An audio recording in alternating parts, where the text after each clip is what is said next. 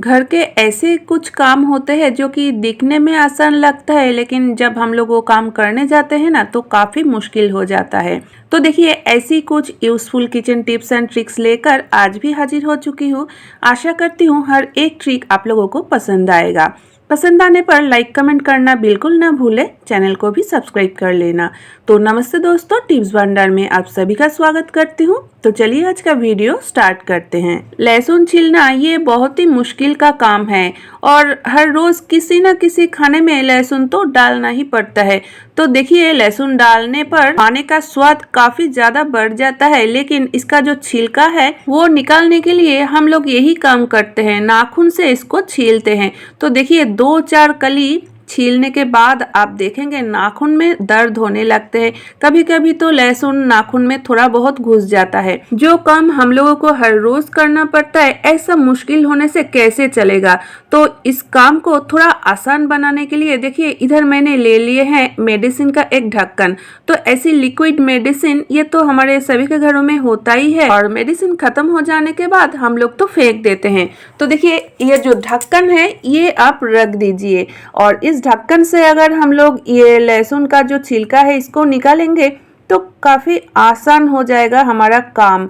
और देखिए कितनी आसानी से इसका छिलका निकल रहा है। हम लोगों को नाखून से बिल्कुल भी नहीं छीलना पड़ेगा और दर्द भी नहीं होगा। इस ट्रिक को फॉलो करके कम टाइम में आप ज़्यादा से ज़्यादा लहसुन छील सकते हैं। तो आशा करती हूँ दोस्तों ट्रिक पसंद आया है। तो चलिए देख लेते हैं अगला ट्रिक। लहसुन को छील लेने के बाद इसका जो छिलका है ये तो हम सभी लोग फेंक ही देते हैं, क्योंकि इसका तो कोई काम होता भी नहीं है। तो देखिए, आज एक छोटा सा ट्रिक आप लोगों के साथ शेयर कर रही हूँ। ये जो छिलका है इसको आप बिल्कुल मत फेंकिए। इस छिलके को हम लोग ऐसे भी यूज कर सकते हैं। तो देखिए, हमारे सभी के घरों में कई तरीके की दाल तो होता ही है, जैसे कि चने दाल।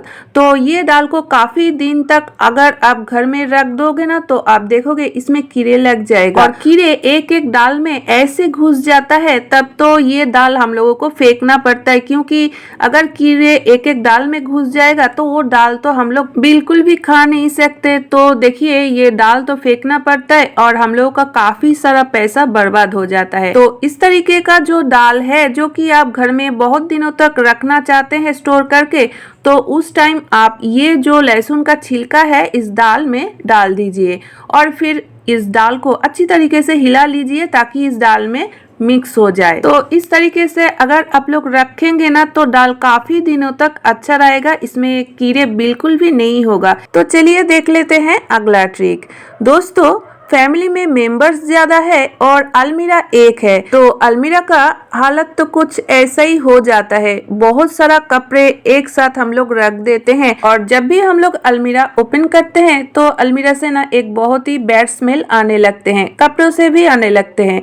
तो हम लोगों को ना ये जो कपड़े हैं कभी कभी धूप दिखाना पड़ता है, लेकिन हर टाइम तो ये होता भी नहीं है। तो ये जो अलमीरा का बैड स्मेल है इसको हम लोग कैसे रिमूव कर सकते हैं। तो हर लेडीज के पास पैड तो होता ही है, तो ऐसी एक पैड ले लीजिए और इसको मैंने बीच से टुकड़ा कर लिया, और ऊपर का जो एक्स्ट्रा पार्ट है उसको भी मैंने कट कर लिया। तो ये एक छोटा सा टुकड़ा लेना है, और आपके पास जो भी परफ्यूम है वो आप बस थोड़ा सा इसमें स्प्रे कर दीजिए। तो इस पैड का टुकड़ा अगर आप अलमीरा में रख देंगे, अलमीरा का जो बैड स्मेल है वो बिल्कुल रिमूव हो जाएगा। तो जब भी आप अलमीरा ओपन करेंगे तो आप देखेंगे अलमीरा से बहुत ही अच्छा खुशबू आ रहा है। तो अगर आप इस टुकड़े को सामने नहीं रखना चाहते हैं तो आप अलमीरा के किसी कोने पर भी रख सकते हैं। तो देखिए, इस तरीके से ना अलमीरा का जो बैड स्मेल है बिल्कुल रिमूव हो जाएगा।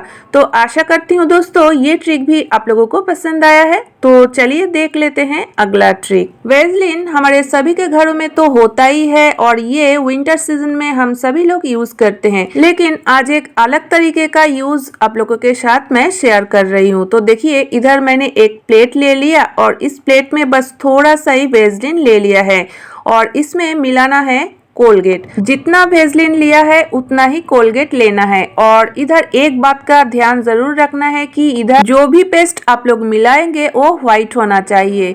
तो देखिए, अभी वेजलिन और कोलगेट को अच्छी तरीके से मिला लेना है। तो इसको हम लोग कैसे यूज करेंगे चलिए वो देख लेते हैं। हर एक फैमिली में ऐसा एक मेंबर तो होता ही है जो कि चश्मा यूज करता है और हर रोज हर टाइम ये चश्मा यूज करने से होता क्या है, एकदम से गंदा हो जाता है, धूल जम जाता है चश्मे पर।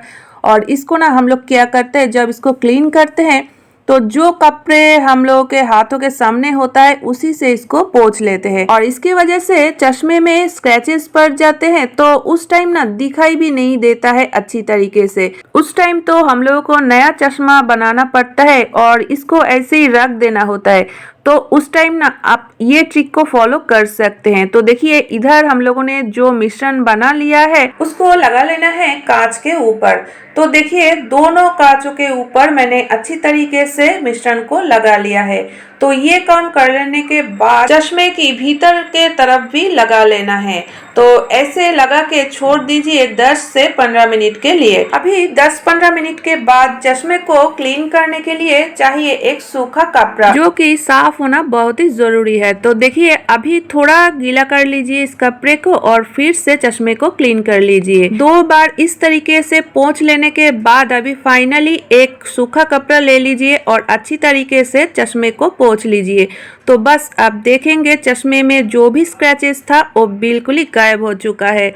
तो आशा करती हूँ दोस्तों ये ट्रिक भी आप लोगों को काम आएगा। तो चलिए देख लेते हैं अगला ट्रिक। जब हम लोग साड़ी पिन करते हैं या तो फिर दुपट्टे को पिन करते हैं तो सेफ्टी पिन का यूज तो करते ही हैं, लेकिन ऐसे कई बार देखा जाता है कि जब हम लोग साड़ी पिन करते हैं या तो फिर दुपट्टे में लगाते हैं सेफ्टी पिन को, उस टाइम ये जो सेफ्टी पिन है ये बिल्कुल भी साड़ी में नहीं घुसता है और हम लोग बार बार कोशिश करते ही रहते हैं और इससे होता क्या है, हमारे उंगलियों में दर्द हो जाते हैं, कभी कभी तो साड़ी भी खराब हो जाते हैं। सेफ्टी पिन जब पुराना हो जाता है तो इसमें कभी कभी जंग लग जाता है और इसकी वजह से ही ये प्रॉब्लम होता है। सेफ्टी पिन का जंग हटाने के लिए आप ये ट्रिक को जरूर फॉलो कर सकते हैं। तो देखिए इधर मैंने ले लिए है स्टील का एक छन्नी जो कि हमारे सभी के घरों में होता ही है।